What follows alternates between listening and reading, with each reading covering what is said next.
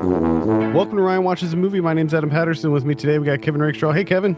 Hey, what's up? Not a whole lot. All We're also joined by Ryan Holes. Hey, Ryan. If this is your first time tuning in, Kevin and I are challenging ourselves to find movies Ryan likes in the hopes that we'll reach a coveted 10 out of 10. You can join in on the conversation by sending your movie suggestions for Ryan to podcast@filmpulse.net or by sending me a DM on Twitter @filmpulsenet. Be sure to check out the Frederick's Ataxia Research Alliance website at curefa.org. Ryan, what movie did we have you watch this week? Fever Pitch.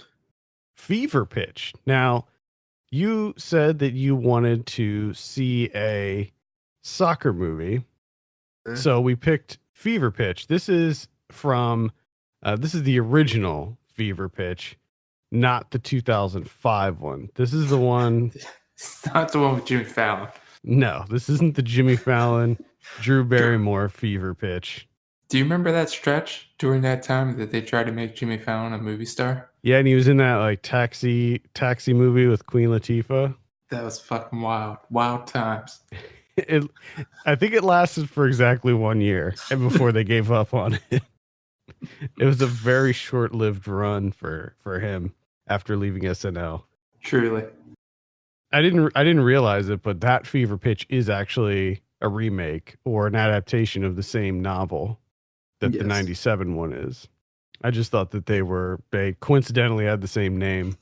But it's interesting though, right? Because Fever Pitch in the original 1997 one refers to the field, right? The pitch. Mm-hmm. Whereas in the 2005 one, it refers to, because that's a baseball one. I think it's a Red Sox movie. Yep. See? Double meanings there. See? Clever. Hollywood. Clever. Yeah. I have a synopsis here. A sports fan's romantic courtship clashes with his obsession with his favorite football team. Ryan, tell us a little bit about Fever Pitch. Well, I really thought I was going to hate it. Oh. But then I found out it ended up Jimmy Fallon or Drew Barrymore stupid face. So I was happy.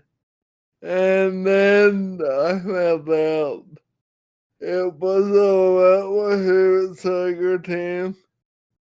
So I wasn't really into it. But I was happy that it was about them because not many movies are about them. Right. So it's about Arsenal. So Colin Firth stars as this Arsenal super fan. He just loves Arsenal so much. Loves those goddamn Gunners. Loves those Gunners to death. The movie takes place during the 1989 season. Now, Ryan, I'm sure you were familiar with the 1989 season. A little bit. I really didn't become a fan of them, Arsenal specifically, until actually made that turn watching a final with them in it, and they were gonna Goliath versus David, and they got destroyed.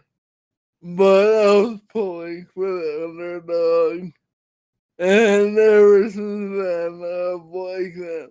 In 1989, they actually did win the FA Cup final against Liverpool. They had to beat them 2-0, and that's exactly what they got. This was the first time that they won since, I think, 1971. So it was an 18-year span there. So that's sort of the framing device of the movie. We have Colin Firth as this guy he's a teacher. He's an English teacher, and he falls for a new teacher that comes to his school, and they date for a while. He ends up getting her pregnant, and he's sort of struggling to balance his love for the Gunners and his love for his girlfriend, and he's trying to balance that and make it work. Man. Wow.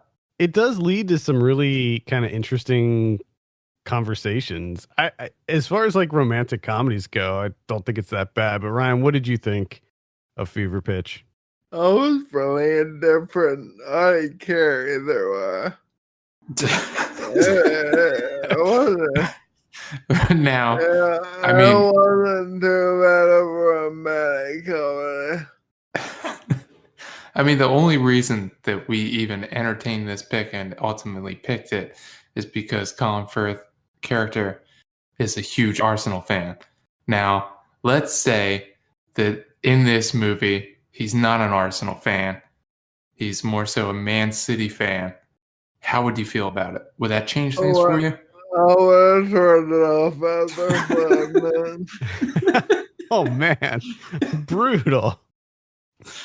Oh, So at the point where, like in the movie, if Colin Firth just popped out with like a Man City shirt on and he was like, big Man City fan, that's when you would have just hit the stop button, turned off the TV, wheeled yourself out to the kitchen, had some EL fudges. That's when I hit the delete button on iTunes. Okay, so would that be just specific for a team that you're not a big fan of, like Man City or Man U, or would it be any other team? If it was any other team other than Arsenal? I can handle like Derby County, weird team, Sheffield Wednesday. Any other good teams? No, I wouldn't like that. So if it was like an underdog, like Preston North End, you would have been okay with it. Yeah, it would have been alright with that. Gotcha. Cool. Okay. I understand that. I get that. I thought that it was pretty funny. There were a few moments that made me laugh. Did you find it to be funny at all, Ryan? There were a few times where I laughed. Like they're kind of like throwaway on it. Like they don't mean much overall. Yeah. The scene that made me laugh the most was when they were out to dinner and he was trying to tell her how he's grown up and he's matured, and all the while he is sticking the cloth napkin into the candle at the dinner table, and he lights it on fire, and then he can't get it out, and the waiter runs over and stomps on it to put it out, and he goes, "That's not a regular thing. I don't do that a lot."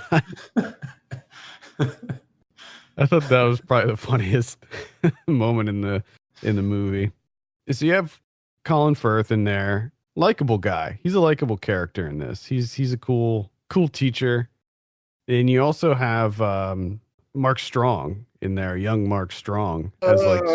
I also that added to the enjoyability because I like him. Yeah, he's like the best friend character. He's pretty funny in this. He's good. Ruth Gemmell plays the love interest, the other teacher. I think her name's Sarah in the movie. All in all, I didn't think it was too bad. When we were looking for soccer movies for you, this was a tough one. It was a tough one, but interestingly, both Kevin and I separately picked this movie for you because when you look at the various lists online of top soccer movies, best soccer movies, this is always on the list near the top. And you've seen. Yeah, I didn't even know this existed. I wish man would have made a bigger deal out of this stupid Jimmy Fallon movie.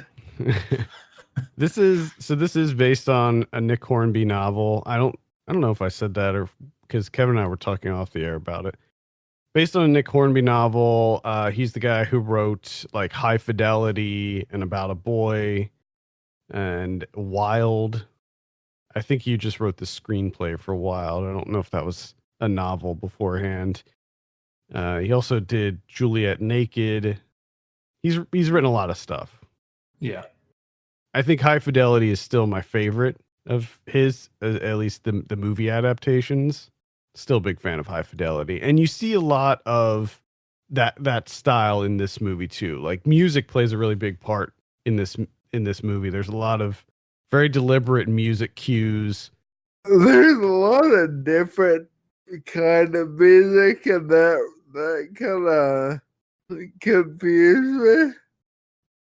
Okay. Cut you off guard. Like some was real poppy, and some was like classical music. I don't know. It was very eclectic. Yeah, they mixed up the soundtrack. It wasn't. They used an actual soundtrack. It wasn't like a score. So lots of licensed music in here, and a lot of like it was mostly like Britpop. Like there's a lot of like the Who and stuff in there. Okay. Now my question is, because this all boiled down to Ryan wanted to see a soccer movie, and I take it because of Women's World Cup. Just Ryan is fiending. There's a lot of soccer on right now. You're just fiending for soccer action. So did this movie scratch that itch? Did it give you that sweet soccer action that you were craving? Kinda, yeah. Okay. That's I good. mean, it wasn't like violent or, I think of soccer as being like not violent, but action-packed. Yeah, there's really very little soccer being played in this movie. You see, so there's a flashback to like 1968 when he goes to his first match at Arsenal, and you see the players come out on the pitch, and that's pretty much all you see. Like you see some clips like when they're watching TV and stuff, and he coaches his school's soccer team, so you see them play a little bit, but they're like little kids. Mostly it's like shots in the stands. One interesting thing was because this takes place in 1989. This is the year that the Hillsborough disaster happened in Liverpool. Okay. I don't know. That part, I know about that. I enjoy reading about that or learning about that. Yeah, there was a documentary made about this too.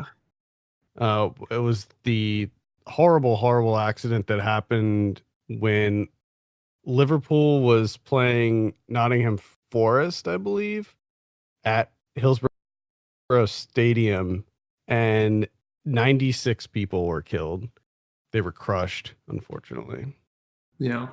But it is that story is really fascinating to see, like how many things went wrong for that to occur. And the documentary that came out a couple years ago is good. It was like, I don't remember, I don't know if it was like part of the 30 for 30 thing, but there was like a whole string of soccer documentaries that came out. That one, there was the one I watched on fuck soccer or fuck sports. Maybe that's what it was. There was like a whole bunch of soccer docs. Yeah. It was like a series, and they covered that in one of them. And it was really fascinating. Brian, do you have any final thoughts on this before we give you your drum roll? No, I'm curious to see if other people listening watch this and what they think of it, because obviously I'm biased. So you're putting the question out to the audience. If you're not a big Arsenal fan, like how do you feel about this movie? Can you give 2 ratings? One as an Arsenal fan, and then if you detached yourself from your Arsenal fandom, what would you give it? Are you able to do that? I mean, really though, you can replace Arsenal with pretty much any team. Like the fact that he likes Arsenal doesn't carry much weight on the movie, other than the fact that in that specific year they did make it to the final and they won. Like that's but if you remember earlier in this exact same podcast, you can't change out the team. I know. Literally any team. If you put Man City in there, Ryan turns that shit I off guess 5 minutes in. I guess so. So I guess for some people, the fact that it is Arsenal, it carries a lot more weight. Okay. I digress.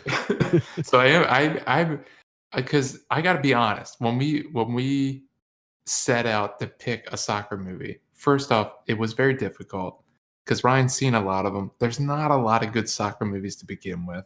Right. So the chances of us finding something that's going to be a 10 out of 10 was extremely difficult and, dare I say, impossible. So really, the reason we picked this one was because of the whole Arsenal angle, which I don't know how Adam felt, but I was a little bit worried coming in here. Oh, I was majorly worried. Because I don't know how much that was going to be able to, pull weight for him. Because I have a feeling that he's just not going to like this at all. Yeah, I was very nervous about it. And it turned out that the movie was exactly how I expected it to be, where it was more of a romantic comedy with a soccer theme than it was a soccer movie. But also, like I said, I did have Jimmy Fallon about more on it. Okay, so that gets bonus points. Those were bonus points I didn't foresee. Nice. In a lot of ways, though, the interesting thing about the movie is that it does deal with soccer more in depth than I kind of thought. It more so takes a look at fandom and how passionate one can be when it comes to a specific team. And so in a lot of ways, I think that soccer did play a really large portion in the movie, more so than just like a backdrop or an area for creating conflict between two people. All right, let's give you your drum roll, Ryan. What do you give Fever Pitch? 7. 7 out of 10. Yeah. Wow. Oh, God's sake. Oh, I was gonna change say up here. Whoa. Was that did you go to? No, in between what I'm thinking about. Did you go to VAR? What to go to 6.5? Alright, I'll do that. 6.5. 6.5. Okay. Jump the gun off sides on Ryan. Oh man. Okay, so you gave it a 6.5. Now, Kevin mentioned he wanted to hear a score taking Arsenal out of the equation. What would that score be if Arsenal wasn't the team? Arsenal out. I feel like with Arsenal, and that was like an 8. Oh, okay. So 6.5 with Arsenal out. It's 8 with Arsenal in. Wow. Yeah. Holy shit. I was not expecting an 8. You kidding me? Arsenal is really, really important to me. Did you see yourself in Colin Firth's character? Are you Colin Firth? If I lived over there and I went to games all the time, yeah, I'd be just like that. I liked how he tried to weasel his way into getting that house that was like literally across the street from the stadium. That would be fantastic. And he's just like, the houses here are so cheap. That's all we can afford. We can only afford to live here. And just like, what are you talking about? For those who are wondering, we did look at, Ryan has seen pretty much all other decent soccer movies. So like Football Factory and the like Hooligans movies, saw all of those and pretty much everything. Any of the ones that would be considered good, I think, like Mean Machine. Yeah, there's a lot of like straight to DVD soccer movies. Yeah, there's the Goal series. I don't know if you've seen any of those, Ryan. Yeah, so Mom. All right, well, I'm glad we didn't give you one of those. They look bad, so I think we did. I think we did one of those for this show before, like during the World Cup or something. Okay. Oh yeah, I seem to remember doing some soccer movie. heard that the other ones aren't that good. I don't know. What's the best soccer movie? I don't know if there is one. Hey folks, Adam here. I was doing the edit for this and I realized that we totally neglected to mention Shaolin Soccer, which is clearly the best soccer movie. Yeah, I'd say for me, probably a documentary style. Yeah, it would have to be a documentary. Well, I'm really where I can learn stuff. yeah. I'm really excited for the Maradona documentary that HBO is releasing. It premiered at Sundance and it's coming out in October. That is supposedly amazing. So I'm very excited for that. Brian, my original pick for you was the Zinedine Zidane movie documentary. I love him. Oh man. Yeah, we couldn't find it. I want to see him headbutt somebody. Well, it's an experimental doc, right? Where it's only one game, and I forget what game it was that like follows him, and it's just footage of him playing. That's it, and the camera focuses on him, no one else on the pitch. I just want to know because I watched that live. I want to know exactly what was said to him. I don't think that. What would make you get a red card? Oh, you mean that final in the very last game you're playing? Oh, you're talking about that one specific match. No, I think wasn't it because that dude said like some really racist shit to him? I think it was. I think he was talking about his mom. Yeah, I think he said like racist stuff about his mom or his sister or something. And he just fucking nailed him with his head, with his face. That's. And he knew it. Like for a split second, he was like, "Do I go out my last game?" Yep. And just fucking railed that guy. And he's like, worth it. Worth it. So fuck, this is how I'm going out. Oh, that's worth it. Somebody's talking trash about your family. But someone would just be like, I retire. That's just somewhere you don't go. Yeah, the documentary looks interesting. I don't know if it's for you, Ryan, because there's no dialogue or anything. There's like no voiceover. It's just text on the screen. So like it's like subtitled with his thoughts, but they didn't like record him saying anything. So it's like literally just subtitles with no dialogue, and the camera is just completely focused on him the whole time. So you only see him. It's an interesting concept, but it is an interesting, and I know that it doesn't seem like it would be for Ryan, but it was one of those things where I was feeling dangerous. Yeah, I mean, I wanted to give it a shot. I wanted to just see. I'm just curious. If I could find it, I would have sent it to him, but I couldn't find it. Like, it doesn't look like any of the streaming services or anything have it. I couldn't find it anywhere. Damn. There were no other documentary isn't that good either.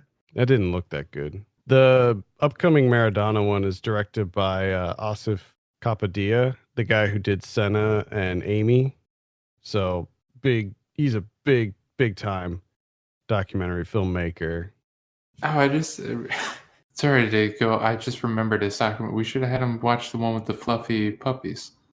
You know, I thought I thought about that. Diamantino. I thought about that at first, but there's several things going against that movie for Ryan, specifically for Ryan. I think he would have hated that movie, even though it is definitely a soccer movie. It's subtitled. It's very weird. You should have me watch Ladybugs. Oh, Ladybugs. That kid killed himself. I seen that movie since I was like 5. Thanks a lot, Adam. Or The Big Green. Remember The Big Green? Oh yeah, now that you said it, yeah. I remember seeing that in the theater and being very disappointed because it had the kid from The Sandlot in it. So I was expecting The Sandlot, but just with soccer, and it was not that. All right, Ryan, any final thoughts before we end it out this week? No. One thing, just before we end here, just to clarify, what is the rating for this movie? What's the official Ryan Watches a Movie rating? Is it an 8? I I thought it was an 8. I thought Wait it was, a minute. No, 'Cause you said it would be 6.5 if Arsenal wasn't in it, but Arsenal was in it. You said it was an 8 with Arsenal in it. the backwards. Well, backwards What? makes even less sense. It's 6.5 with Arsenal, 8 I'm so confused. That's with why Arsenal. The movie as is with Arsenal in it.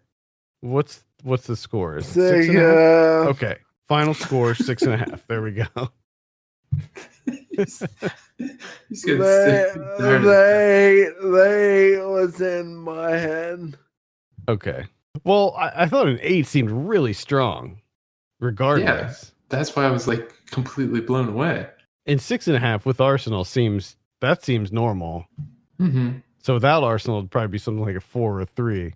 But Okay. that's what I said wrong. Okay, Not Got it. backwards. we'll mark that down. I think that's going to do it for this week. Thank you so much for listening. You can send us your picks for Ryan to podcast@filmpulse.net. You can follow us on Twitter @filmpulsenet, @filmpulsekevin, and @mylegsdon'twork. And if you have a minute, take a look at our Patreon page, patreon.com/filmpulse. Consider helping us out by becoming a subscriber. For Kevin Rakestraw and Ryan Holes, my name's Adam Patterson. We'll see you next week. Yeah.